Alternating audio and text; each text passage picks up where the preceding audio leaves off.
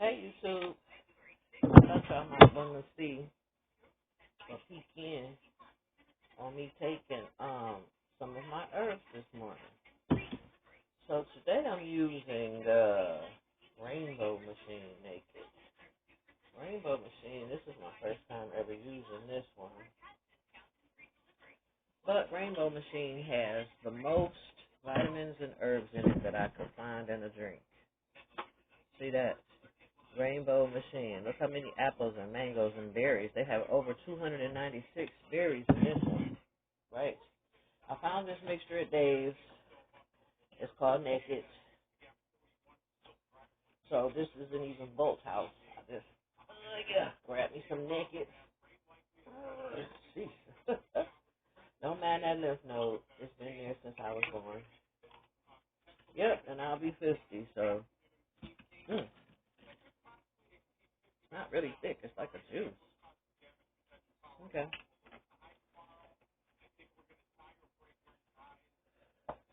Now, as some people know, I use turmeric and sea moss daily for this. Go back to okay, some turmeric and sea moss daily. All right, maybe I could tuck my lymph node today. Nope, I already spoke about being open about your disabilities and your flaws. So it's okay to have some big flaws, some flaws that you don't like that others have teased you about your whole life. But guess what? It's also a blessing to be 50 years old on this side of the dirt and to not be having people rock your face on T-shirts because they think that that's a gangster. It's not gangster to be dead. You're just dead. Yep, you got a good spotlight on that lymph node that time, didn't you? So I got some sea moss here.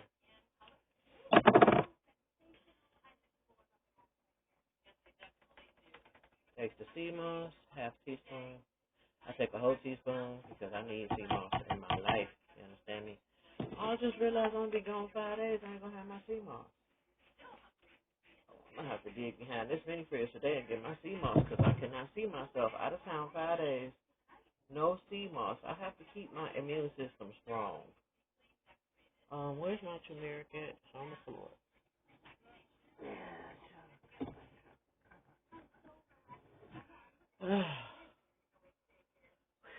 Okay. I have turmeric. All right. As you all know, I'm an amateur on the social media stuff lightweight because, I had a Facebook page since 2007. I made the page, and then I never went on it. Okay, never went on it again. I made the page, never went on it again. And then by the time I decided, you know what, let me get into this social media stuff. So that was like, 2014, when I decided to come back and say, well, let me see what it's about because people keep talking about it and stuff like that. So let me go back onto social media to see what's up. So I jumped back on, and I saw a lot of messages that people had left me in 2007 that I did not know how to even read. And then when I tried to communicate that to them, like, hey, I was a virgin to this stuff. My son got me started, and I didn't even realize that you had left me a message. They just ignored me because they thought that I guess I was trying to be funny in the first place or whatever. So to those who commented on my very first social media page, which was Facebook. No, it was Black Planet and MySpace, right? I did those for the longest. Black Planet and MySpace did not fulfill my needs because they weren't interactive. Oh, I stir it up and then I'm going to drink it up. Shake it up too. Then I'm going to drink it up. So, long story short, to those who were commenting and trying to reach out to me on the very first social media pages that I had and I never responded, it's because I didn't know how to respond. And I was working 2 jobs, 12 hours at the first job, 4 to 5, sometimes 6 hours at the next job. I was constantly exhausted. I had just adopted some more children. Yeah, I wasn't doing foster care with that bunch. I adopted them, which I'll never do again. I'll stick to foster care. I'll stick to fostering and guardianship and custodialship. Custody of the kid till the mom or dad gets better. I'll stick to that because strictly adopting them and thinking that they were going to see me as their family and love me, it went wrong. And that really was my sister, my love me. I had dreams about her the other day. She don't love me. She never did. She always saw me as competition because I was Daddy's oldest daughter, and she's Daddy's youngest daughter. And she would say things to Daddy like, "Oh, your oldest daughter is here," and "Oh, your oldest daughter is blah blah blah." And I would say to Daddy, "Would you make that girl respect me for crying out loud?" And Daddy wouldn't do it. He really thought he was going to live forever, as unhealthy as he was. Yes, my father was unhealthy as fuck. He was 400 pounds. Let me rephrase that. He was 500 pounds. He actually reached 615. All he did was sit around and eat all the time. After my dad got off of crack, the reason that he was gone out of my life for 100% of my childhood. Let me rephrase. He was gone 97% of my childhood. He was there until I was 4, combing hair and loving me and being there for Easter and going to church and family dinners and Sunday dinner at Big Mama's house. But then I hit 5 years old. My mother got a new dude, got pregnant by the new dude, and my dad just did what most niggas do, disappear. He was on drugs, so I blame the crack. Crack hit the 80s hard, so Daddy got hit with that crack, disappeared, never came back, never came looking for us. Yeah, he paid his child support, but I had to go literally to the west side to find his ass, and he was at one of them fucking crack hotels where everybody in the hotel was on crack. And I had to go find my daddy and just like get all in his face and ask him, why you wasn't there for me? Why you wouldn't be there for me? Well, since you wasn't, come downtown and sign the emancipation papers because your baby mama done lost her damn mind. What I'm not going to do is move in a house with another pedophile and everything. And my mother, was just a dummy for love. Any nigga that says he loved her, she would be with him and put him over her kids. And that's what she did. To this day, she gets mad when we tell the truth, but that's what happens. I love my mother, but she made some very bad decisions as a young lady. I did too, but I didn't do it to the demise of my children. My daughter was 18 when I asked her to go live with her father, and those who know me best know that I didn't have no other choice but to ask her to go live with her father because the girl does not have any love for me in her heart.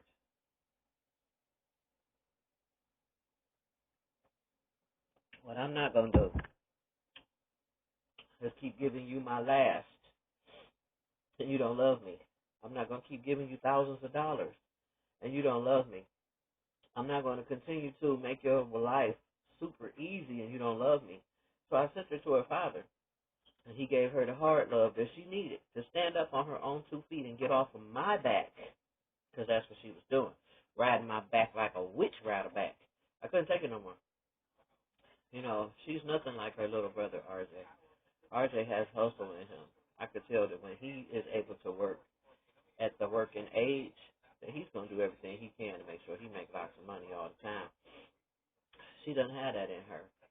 She just had, oh, mommy will do it. Oh, mommy will do it. Oh, mommy will do it. And I had to even prove to her that half of the time, I'm calling your dad asking him for help. So when I give you that money, it's coming from what your father done brought me for you. And she didn't believe it. She didn't believe me. She didn't believe that I could call her father. He would take me to the hotel. To this day, I could call her father and he'll do these things. He'll take me to the hotel, give me money, give me bud, whatever I want to drink, eat, whatever, sex, all of that. And I could just give those things to her after I get them from him.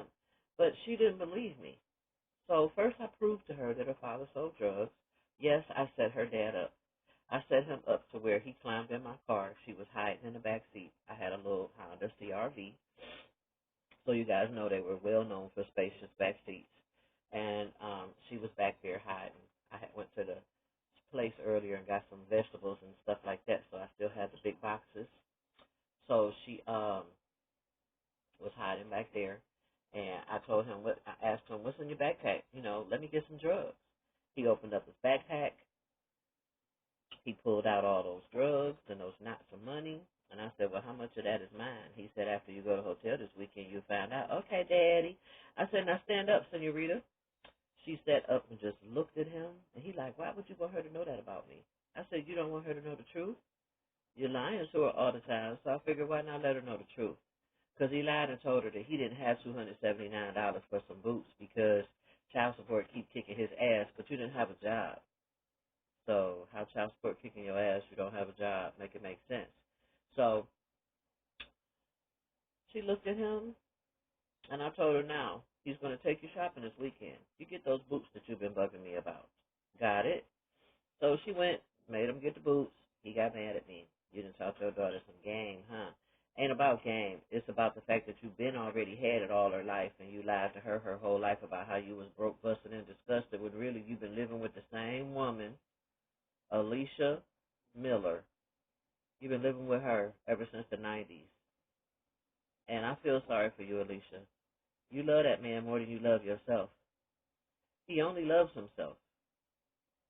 I pray that you find your soulmate before you leave this earth, Alicia Miller, because I respect you so much for being there for our daughter when you didn't have to.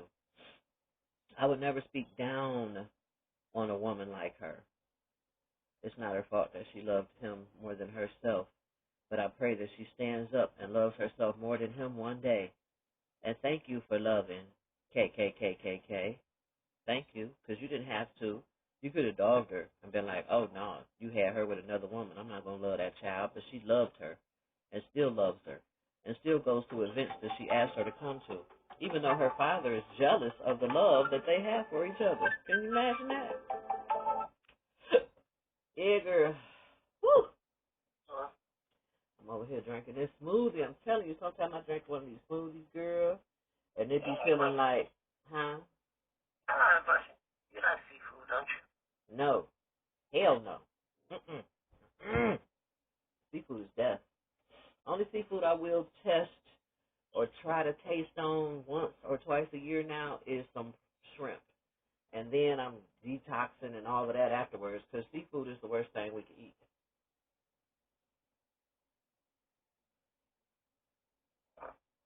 What you talking about? What you like? I mean, I know you love it all, especially crab. You know I like crab. But there's a new place up on 79th called Juicy's. Have you heard of it? 79th or what?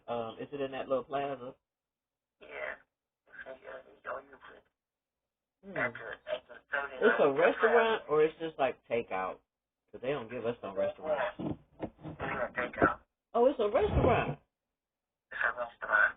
You Oh, know, if you Google it, it is so. Now, I mean, I've been in there already a couple of weeks ago. I didn't eat anything, but I went in there because they got karaoke on Friday night. Oh, wow. Huh? I said, oh, shoot. I was like, oh, wow, karaoke, hey. Yeah, they got karaoke in there on Friday night because Arthur, Timmy's brother, the nephew, he runs the Really? karaoke. That's how I found out about it. And I was like, I'm going to come back in here. I was like, I'm going to come back in here. But, you know, but I was listening. I was thinking. I'm going to tell you my whole thought process. I said, now Love made Mary Rose. She was like 4 points away from honor roll. And I was like, you know, I didn't get to, I mean, she got, you know, like money for her grades and everything, and that came from Joe. I said, but I didn't get to do anything for her because I didn't have any money.